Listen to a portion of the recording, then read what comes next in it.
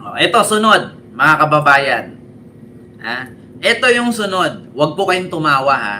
Mga kababayan, yung sunod nating pag-uusapan, huwag po kayong tumawa. Bakit? Kasi po, mga kababayan, sa dinami-daming aligasyon ni Ramil Madriaga, sa dinami-daming aligasyon ni Ramil Madriaga kay Sara Duterte, hindi po si Sara nasaktan. Hindi po si Sara nasaktan. Yung sinabi niya, inutusan siya ni Sarang ihatid yung pera, yung sabi niyang magkasama sila ni Sara, magkakilala sila ni Sara, may mga personalidad na pinangalanan niya, tapos yung asawa ni Sara nadamay pa dun sa magnetic lifter, hindi si Sara nasaktan dun. Alam niyo kung saan si Sara nasaktan, mga kababayan? Alam niyo kung saan si Sara nasaktan?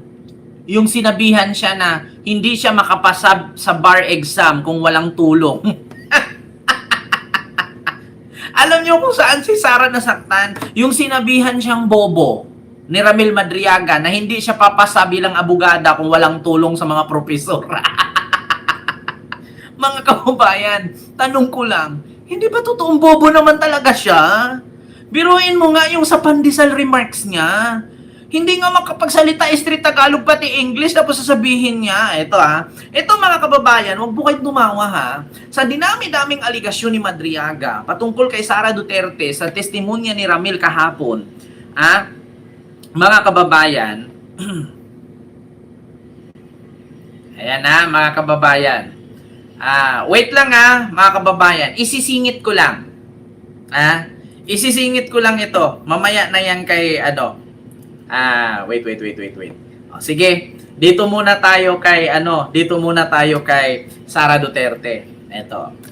So ngayon, ito 'yon mga kababayan. May nag-send kasi sa akin importanteng balita. Importanteng balita ito. Mamaya magulat kayo. Ito mga kababayan, dito nasaktan si Sara Duterte. Hindi siya nasaktan sa mga aligasyon ni Ramil. Hindi siya nasasaktan sa mga aligasyon ni Ramil Madriaga. Yung patungkol sa pera, sa pogo, ganyan-ganyan. Hindi siya nasaktan dun. Alam nyo mga kababayan, dito siya nasaktan. Parinig ko sa inyo ha, wag po kayong tumawa ha. Wait lang, may ads lang. Dito siya nasaktan. Nervous about your driving test? May ads lang. Prepare with the driving test routes app. Umiiyak si Sara dito. Mula alegasyon ng term sharing hanggang planong umanong patalsikin ng Pangulo. Sunod-sunod na sinagot ng kampo ni Vice President Sara Duterte ang ilan sa mga alegasyon ni Ramil Madriaga sa House Justice Committee kahapon. Pero sa lahat ng ibinatong alegasyon sa kanya, ang pinakapinalaga ng bise ang aligasyon na kinailangan niya ng tulong para makapasa sa law school. Diba? Kita niyo mga kababayan, sa dinami-daming aligasyon ni Ramil Madriaga, nasaktan si Sara nung nasabihang bobo. Sa sabi ni Milchanko, sa dinami-daming aligasyon ni Madriaga, pumalag si Vice President Sara nang sinabihan siyang bobo, hindi papasa kung hindi tinulungan. Ay, di bang maraming salamat sa yung super sticker. Thank you so much. Biruin nyo yan sa dinami-daming aligasyon, magnanakaw, sinungaling, lakwatsera, di ba? Tumanggap ng pera sa bogo, sa droga. Hindi siya nasaktan doon. Dito siya nasaktan na sinabihan siyang boba. Ulitin ko tawang-tawa ko kay Milchanko. Ito. Pero sa lahat ng ibinatong aligasyon sa kanya, ang pinakapinalaga ng bise ang aligasyon na kinailangan niya ng tulong para makapasa sa law school. Nakatutok si Ian Tulio. Nasaktan si Sara. sa affidavit ni Madriaga na hindi makakapasa kung walang tulong sa mga profesor. Totoo naman talaga. Sabi ko nga sa inyo mga kababayan, yung mga kaklase ko dati sa elementary, Hindi sila mapupuntang, hindi sila makakagrado ng 90 kung nag-donate ng isang kartong floor wax. Kailangan mag-donate ng isang kartong floor wax bago pumasa. 'Di ba? Ngayon mga kababayan, tanungin ko kayo, yun bang sinabi ni Madriaga, may basihan ba? Na hindi si Sara makakapasa sa bar exam kung hindi tinutulungan ng mga professor? Kasi para sa akin mga kababayan, may pagbabasihan po. Bakit? Nakita nyo naman, pag nagsalita ng Tagalog, hindi straight. Nakita nyo naman, pati sa English, hindi rin masyado. Nakita nyo naman sa kanyang pandesal remark. Nakita nyo naman yung para mabawasan ang enerhiya, huwag gumamit ng bisikleta, carpooling, di ba? Nakita nyo naman. Di ba? Yung pandesal. Alam nyo, yung pandesal, hindi siya ordinaryong palaman. Kasi, ang pandesal, pinalaman ko yan ng daing eh. Yung daing sa Bisaya, tuyo. Saan ka nakakita ng daing na tuyo? Ang daing dito sa Maynila, Sara, binabad sa suka na may bawang, paminta, at iba pang ricados. Ang tuyo sa atin, binilad sa init, walang tubig. Tuyo nga eh. Tapos sasabihin, nasaktan siya. Dito siya nasaktan, mga kababayan, na sinabihan siyang boba. Continue. Humarap sa pagdinig ng House Justice Committee kasama sa inilahad na nagpakilalang dating bagman umano ni Vice President Sara Duterte na si Ramil Madriaga.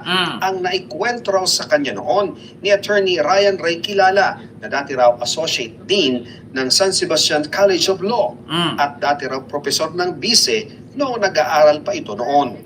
He shared with me that Sarah was not particularly good in school, was often struggling with her academics and habitually rude and violent to other students. No, 'di ba?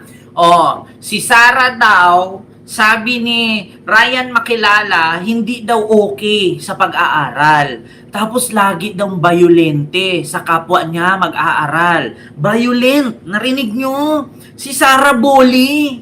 Tapos bobo. Nakita nyo? Ayan pakinggan natin sabi ni Rami. Ni Attorney Ryan Ray Kilala na dati raw Associate Dean ng San Sebastian College of Law at dati raw Professor ng BISE noong nag-aaral pa ito noon. He shared with me that Sarah was not particularly good in school, was often struggling with her academics and habitually rude and violent to other students. 'Di ba? Rude and violent to other student. So, ibig sabihin, bully si Sara. Rude, violent to other student. Tapos, hindi siya good sa kanyang academic skills. Not good in school. Dito siya nasaktan. Ano to, Sara? Naging lawyer dahil sa government grade? Yung government grade, di ba yung 75? Rude, not good in academic, Tapos rude and violent to ang tawag doon, other student. Sabi ni Ramil. Hence, Attorney Ryan used his influence in San Sebastian College of Law to ensure that Sarah received passing grades despite her poor academic performance. Di ba? So tinulungan siya ng mga professor kahit despite sa kanyang academic performance. Kaya pinapasa siya. 'Di ba? Sabi ko sa inyo mga kababayan, kaya ako dati marami akong kaklase naging top 1 kasi nagdonate ng floor wax. Yung isa naman naging valedictorian kasi nagdonate ng tiles. Yung isa naman naging salutatorian kasi nagdonate ng electric pan 2 sa harapan at sa likod. Yung isa naman nagdonate ng jealousy. Kaya napasok sa top 5. 'Di ba? Uso yan noon. Ngayon hindi na pwede yan. Hindi na electric pan ang kailangan ngayon. Bakit? I-fariband mo na si ma'am. May kasamang brand new motorcycle NMAX. Di ba? Ngayon, papasok ka sa top 5, top 10, o valedictorian, salutatorian, ipariband mo si ma'am. Tapos magbigay ka ng brand new Yamaha NMAX 155. Di ba? Hindi na pasok yung aircon ngayon. Hindi. Totoo yan, mga kababayan. Sinong nakarelate dyan? Kaya sabi ko sa inyo, mga kababayan, dito nasaktan si Sara sa dami-daming aligasyon sa Vice Presidente. Pumalag si Vice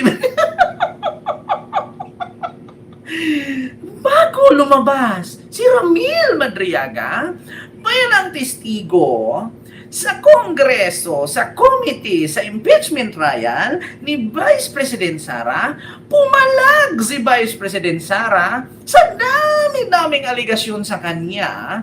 Pinalagan niya ang sinabi ni Ramil na poor academic na si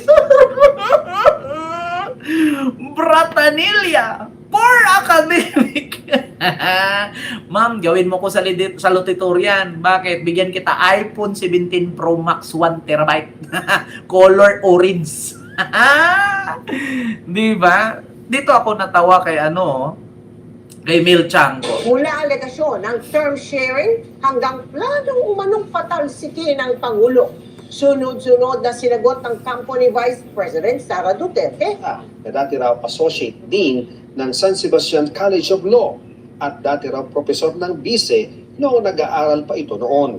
He shared with me that Sarah was not particularly good in school, was often struggling with her academics and habitually rude and violent to other students. Hence, Attorney Ryan used his influence in San Sebastian College of Law to ensure that Sarah received passing grades despite her poor academic performance. Ang sinabing ito ni Madriaga, hindi pinalampas ni Vice President Duterte. Sa isang pahayag, sabi ng BISE, sa lahat ng anyay kasinungalingang ibinato ni Madriaga, ang pagsabing kinailangan niya ng tulong para makapasa sa law school, ang kanya raw pinaka-pinapalagan. Tinapos daw niya ang kanyang Ay, naku mga kababayan. Sa dinami-daming aligasyon, pumalag siya nung sinabihang bobo.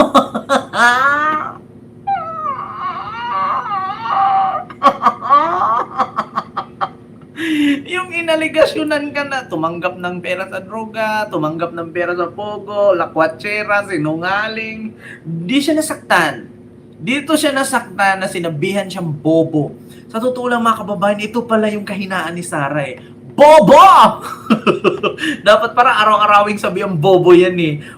Tignan mo, pumasa ka. Dahil sa tulong ng mga proof mo. Kung wala kang proof, hindi ka maging lawyer. Nakakahiya. Mga DDS, alam nyo na ang kahinaan ni Sara. Huwag nyo siyang sabihang bobo. Iiyak siya. Diba? Huwag niyong sabihang bobo. Iiyak siya dyan. Wait lang nga mga kababayan. Kayo kasi mga DDS ginagalit nyo kasi si Sara. Huwag niyong sabihang bobo. Kasi, sa totoo lang, umiiyak siya. Sa dinami-daming aligasyon ni Madriaga, doon lang siya pumalag. Yung sinabihan siyang poor academic performance, tapos rude, tapos tawag doon, violent, violente, calling Mr. Larry Gadon. Attorney Larry Gadon, tama nga, di ba? Tama nga ang sabi ni Attorney Larry Gadon. Alam niyo si Attorney Larry Gadon, ang galing-galing manghula, no? Paano maging presidente yan si Sara? Sabi ni Gadon, ang bubu-bubu niyan. Ayoko na, Attorney Larry. Paano maging presidente yan? Ang bubu-bubu niyan. Ultimo nga mag-English, hindi nga makapagsalita ng diretsahang Tagalog. Ibig sabihin sa'yo, Gadon, ito. Gadon to Sara. Bobo. Ito mga kababayan, para makita natin yung reaksyon ni Gadon. Umandar na naman ang hallucination nitong si VP Sara at sinasabi niya, isang taon ng galit ang mga Pilipino sa pagkidnap daw at pagkakakulong ng kanyang ama.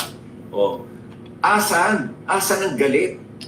Magtawag ka, hinahamon kita ngayon na VP Sara. Magtawag ka ngayon ng rally dyan sa EDSA. Tawagin mo ang lahat ng mga galit na Pilipino. Tingnan natin kung merong pangkakampi sa'yo. O sige na, magtawag ka ngayon para malaman natin na ang sinasabi mo yan ay isang katang-isip lamang sa'yo. Hallucination sa'yo yan. Galit ang mga Pilipino. Ang mga Pilipino ngayon ay abala sa kanilang araw-araw na pamumuhay. Kaya hindi nila iniintindi yung pagkakulong ng tatay mo. O, hindi naman siya inosente. O, di ba? O, magtawag ka ngayon ng rally, hinahamon kita. Umandar na naman ang Mag-resign na lang. Ito ang mukhahi ni Presidential Advisor for Poverty Alleviation Larry Gadon kay Vice President Sara Duterte. Kasunod ito ng anunsyo ni VP Sara na tatakbo siyang Pangulo sa 2028. Ayon pa kay Gadon, tila drama lang at gagamitin lang ito ng vice para impluwensyahan umano ang proseso ng kanyang impeachment. Hinamon pa niya si VP Sara na patunayang siya nga ang dahilan kung bakit. Kaya siguro mga kababayan noong 2022 debate, hindi dumalo si Sara, si PBBM lang. Naalala nyo kung dumalo si Sara doon sa debate, doon sa Okada, siguro nga si Sara. Siguro nga siya doon. Biruin nyo yung mga katanungan kay PBBM doon sa debate sa Okada, yung mga katanungan ni Clarita Carlos, naalala nyo mga kababayan? Diyos ko! Kent, may nag-request na ng hair follicle test. O, di ba? Nagkatotoo nga. Sabi ko nga sa inyo mga kababayan eh. 'Di ba? Kaya pala si Sara, tignan nyo sa election 2028, hindi yan dadalo. Sasabihin na naman niya yan, hindi naman basihan ang debate diyan eh. Ang basihan diyan yung paano ka magserbisyo sa taong bayan. Irarason niya yan kasi bakit? Hindi siya marunong sumagot na walang script. Na, kita nyo yan? Kung talagang matalino ka ng abogado, dapat ikaw na mag-abogado sa sarili mo, hindi ka kuha ng lawyer. Kita nyo mga kababayan, yun po yun. Yun po yung kadahilanan at yun po yung rason. So, yun mga kababayan. Ngayon, mga kababayan, mamaya may panibago tayong pag-uusapan ha. Nako, sabi ko sa inyo mga kababayan, mabubulabog kayo mamaya sa panibago kong content mamaya mga kababayan. Next nating live, no? So abangan nyo po mamaya. May mga DDS na mag-iiyakan. Mark my word. Pangalanan ko na mamaya. So yun lang. Mga kababayan, maraming salamat po sa inyong lahat. Huwag niyo pong kalimutan mag-like po mga kababayan. Ipantay po natin yung like. Ipantay po natin yung like mga kababayan.